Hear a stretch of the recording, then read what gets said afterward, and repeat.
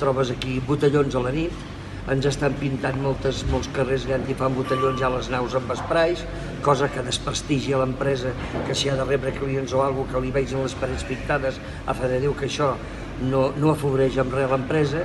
Tota aquesta canalla es dediquen a doblegar les senyals de trànsit, es dediquen a fer tota una sèrie de gambarrismes, que bueno, això és casa de tots. Ara bé, a l'hora de pagar, qui paga? Sempre és el mateix, la petita i mitjana empresa.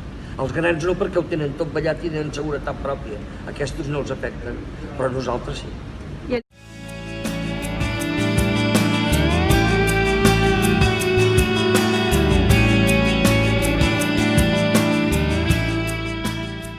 L'Ajuntament, que fa absolutament demanes que pugi les policies a vigilar aquí, els hi dius allà on són els botellons, aquí els divendres a la nit, dissabtes a la nit, doncs pensa que no, l'endemà arribes el dilluns a les empreses aquestes que hi ha els botellons i ho tornes a trobar tot igual, després d'haver avisat, diguéssim, a les autoritats, a l'Ajuntament i això.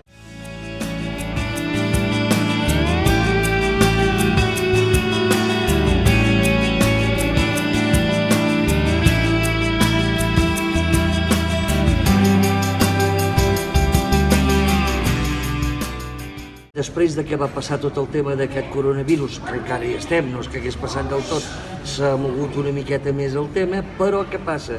Passa que moltes empreses, sobretot petites i autònoms petits, doncs que els hi és molt difícil poder continuar, molts tancaran i molts hi han plegat. Aquí al polígon industrial de Valls hi ha diverses empreses que han deixat l'activitat i han plegat. De moment hi ha unes 6 o 7 que se m'hagin referit a mi personalment. Jo he parlat amb empresaris que amb les llàgrimes als ulls. I estic arruïnat. Amb el que tenia jo empenyat de màquines que havia comprat i tot això, jo això no puc fer front.